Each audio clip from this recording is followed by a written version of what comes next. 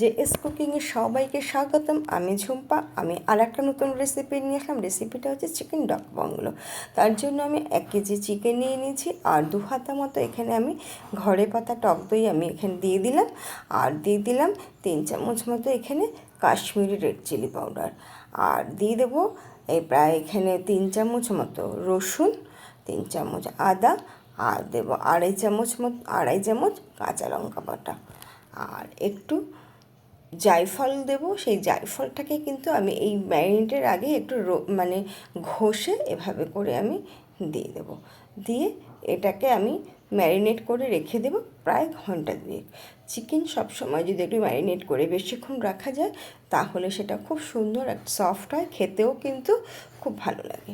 আচ্ছা, এই আমার জায়ফলটাকে আমি রোস্ট করে গ্রেটারে একটু গুঁড়ো করে দিয়েছি, দিয়ে এটাকে আমি হাতের সাহায্যে ভালো করে মেখে আমি এটাকে কিন্তু 2 ঘন্টা পর্যন্ত আমি এটাকে রেখে দেবো। দিয়ে এবার আমি একটা কড়াই বসিয়ে দিলাম, এখানে 10খানা দিয়ে দিলাম এলাচ, আর একটু দিয়ে দেবো দারচিনি, আর একটু দেবো জয়িত্রীর ফুল, হাফ জয়িত্রীর ফুল দিলাম, আর কয়েকটা লবঙ্গ, আর 22টার মতো দিয়ে দিলাম এখানে গোলমরিচ, আর 1/3 দিয়ে দিলাম জিরে, আর পুরো 1 চামচ আমি এখানে দিয়ে দিয়েছি ধনে। দিয়ে এটাকে আমি একটু ড্রাই রোস্ট ভেজে এটাকে আমি ড্রাই রোস্ট করে নেব। তারপরে আবার কড়াইটা বসিয়ে এখানে সর্ষের তেল দিয়ে দিলাম, দিয়ে এখানে আলুগুলোকে দিয়ে দিলাম ভাজার জন্য। আচ্ছা, আলুটা আসলে যে একটু ছোট সাইজের আলুগুলোকে আমি পুরো গোটা রেখেছি, আর একটু বড় যেগুলো সেগুলোকে 2 আধখানা করে নিয়েছি। নিয়ে এটাকে আমি ভেজে তুলে নিলাম।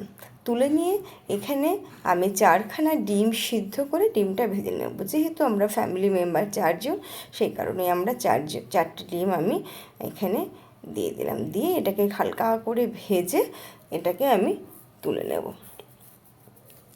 তারপরে এর মধ্যে আমি দিয়ে দেব একটু এলাচ আর একটু দারচিনি ফোড়ন দেব। এলাচ আর একটু দারচিনি ফোড়ন দিয়ে দিলাম। দিয়ে এটা একটা সুন্দর একটা যখন গন্ধ বেরোবে তখনই এখানে আমি দিয়ে দিয়েছি প্রায় 5খানা মতো মিডিয়াম সাইজের পেঁয়াজ। দিয়ে এটাকে আমি ভালো করে একটুখানি ভেজে নেব। ভেজে নিয়ে এরপরে যে ম্যারিনেট করে রাখা চিকেনটা আছে সেই চিকেনটা কিন্তু আমি এর মধ্যে দিয়ে দিলাম। দিয়ে এটাকে বেশ নাড়াচাড়া করে নাড়াচাড়া করে দেবো।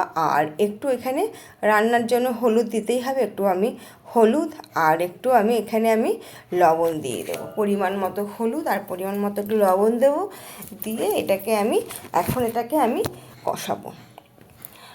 আচ্ছা, রান্নাটা কিন্তু সম্পূর্ণ হবে মিডিয়াম টু লো ফ্লেমে। হাই ফ্লেমে দিলে নিচে লেগে যেতে পারে, তাহলে কিন্তু গন্ধটা বা রান্নার টেস্টটা সম্পূর্ণ পাল্টে যাবে। আপনারাও ছুটির দিনে বা যে কোনো ভালো বাড়িতে গেস্ট আসলেও সেই সময় আপনারা চিকেনটাকে এইভাবে যদি রান্না করেন দেখবেন ভীষণ ভালো লাগে। আমার রান্নাটা দেখুন, রান্নাটা হয়তো অনেকে জানতেও পারেন, তবুও আমার প্রসেসটা দেখে নিন। অবশ্যই এইভাবে করে ট্রাই করবেন। যদি ভালো লাগে আপনারা লাইক করবেন, এবং আপনাদের সুন্দর সুন্দর কমেন্টটা আমাকে খুব ভালো লাগে। সুন্দর সুন্দর কমেন্ট দেবেন। আর হচ্ছে নতুন বন্ধু হয়ে থাকলে আমাকে সাবস্ক্রাইব করে দেবেন এবং পাশে থাকা বেল আইকনটা প্রেস করে দেবেন, যাতে আমি নতুন কোনো রান্না আমি যখন পোস্ট করব তখন আপনার কাছে সবার প্রথমে চলে যায়। আচ্ছা, আমি কিন্তু এইটা কষানো প্রায় হয়ে এসছে প্রায়। আমি এর মধ্যে একটুখানি দিয়ে দিলাম চিনি, আর ওই যে ড্রাই রোস্ট করে নিয়েছিলাম সব মশলাগুলোকে, সেই মশলাটা আমি এখানে দিয়ে দিলাম। দিয়ে আর এখানে আমি আগে দিয়ে দিয়েছি যেগুলো গোটা আলুটা কষানোর সময় প্রথম অবস্থায়, এখন আমি হাফ আলুটা দিয়ে দিলাম। দিয়ে এটাকে আমি আবারও কষানো শুরু করলাম। মুরগির মাংস রান্না করতে কিন্তু বেশিক্ষণ লাগবে না, সব গুছিয়ে নিলে আধ ঘন্টার মধ্যেই কিন্তু রান্নাটা কমপ্লিট হয়ে যায়, যেহেতু 2 ঘন্টা ম্যারিনেট করা আছে। আর এই জলটা দিলাম, এই জলটা কিন্তু একদম গরম জল, ফোটানো জল। দিলে রান্নার স্বাদটা কিন্তু অনেকটা ভালো হয় এবং একটুও পাঞ্চা ভাব থাকে না। সেই কারণে আমি সবসময় যে কোনো রান্নাতেই আমি গরম জল ব্যবহার করি। দিয়ে এবার হাঁসের ডিমটা আমি দিয়ে দিলাম। ডিমটা দিয়ে এবার এটাকে আমি চাপা দিয়ে দেবো। এইটা একদম প্রায় 10 মিনিট লো টু মিডিয়ামে একদম রেখে দেবেন। রেখে দিলেই রান্নাটা কিন্তু একদম হয়ে যাবে এবং অসম্ভব ভালো লাগে খেতে। এটা যে কোনো রুটি, পরোটা, ভাত, ফ্রাইড রাইস যা কিছুর সঙ্গে এটা আপনারা খেতে পারেন। আমার কিন্তু রান্না অলমোস্ট হয়ে গেছে। এইবার এটাকে সার্ভ করলেই কিন্তু হয়ে যাবে। আপনারা যে যে আমার পাশে প্রথম থেকে আছেন তাদের অসংখ্য ধন্যবাদ, এবং যা নতুন বন্ধুদের বলবো আপনারা অবশ্যই আমার পাশে থাকবেন এবং আমার চ্যানেলটাকে সাবস্ক্রাইব করে বেল আইকনটি প্রেস করে দেবেন। আর হচ্ছে আমার কিন্তু রান্না প্রায় কমপ্লিট হয়ে গেছে, আমি সার্ভ করছি। আপনারাও এইভাবে করে অবশ্যই বাড়িতে ট্রাই করবেন। অসংখ্য ধন্যবাদ সমস্ত বন্ধুদের।